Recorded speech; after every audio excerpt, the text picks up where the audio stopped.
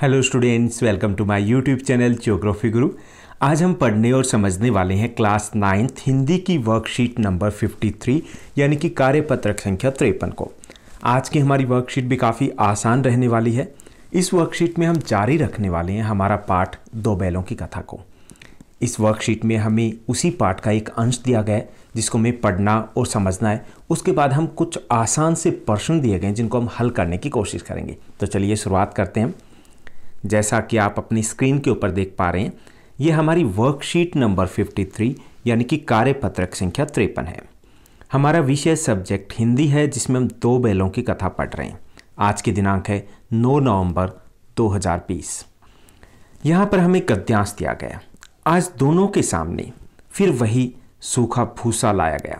दोनों किन दोनों की बात करें? दो बैलों की बात करें तो दोनों बैलों के सामने आज फिर से वही सूखा भूसा लाया गया था।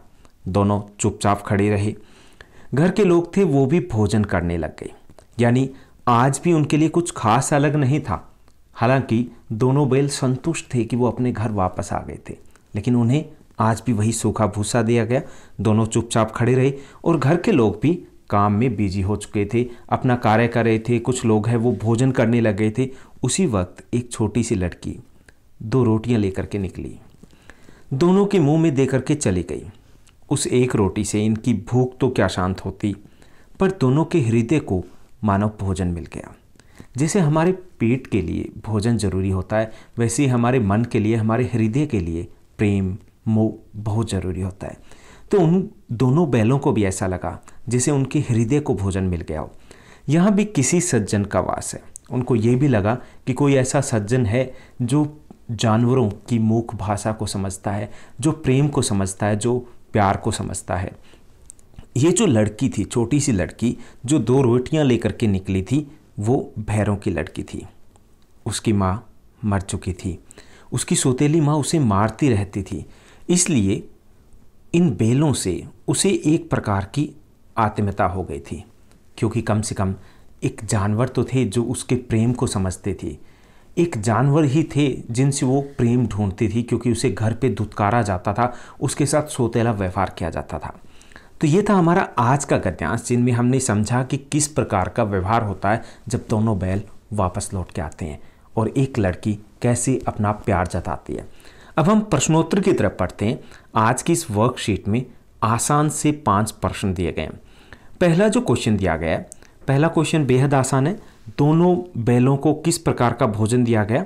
तो यहाँ पे दोनों बैलों को, बैल आना है, दोनों बैलों को फिर वही सूखा भूसा दिया गया था। दूसरा जो प्रश्न दिया गया, दोनों बैलों को रोटियां किसने खिलाई?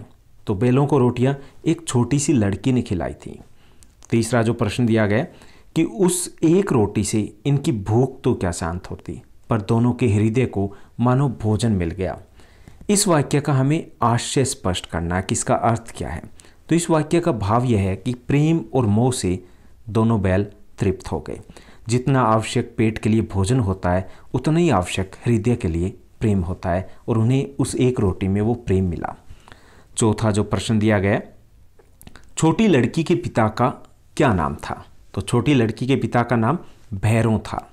पांचवां प्रश्न दिया गया, लड़की को बैलों से इतनी आत्मीयता यानी प्रेम लगाव क्यों था? तो छोटी लड़की की माँ मर चुकी थी और उसकी सौतेली माँ उसे मारती रहती थी, इसलिए उसे बैलों से आत्मीयता थी, क्योंकि ये जानवर प्रेम का महत्व समझते थे, जबकि उसको घर में उतना प्रेम नहीं मिलता था। तो ये थी हमारी आज की आसान सी वर्कशीट। उम्मीद करता हूँ आपकी पढ़ाई बेहद अच्छे तरीके से चल रही होगी। ऐसे ही पढ़ते रहिए, आगे बढ़ते रहिए, हमारे साथ बने रहिए। इस चैनल को लाइक शेयर सब्सक्राइब जरूर कीजिएगा। Thank you, bye bye, have a nice day.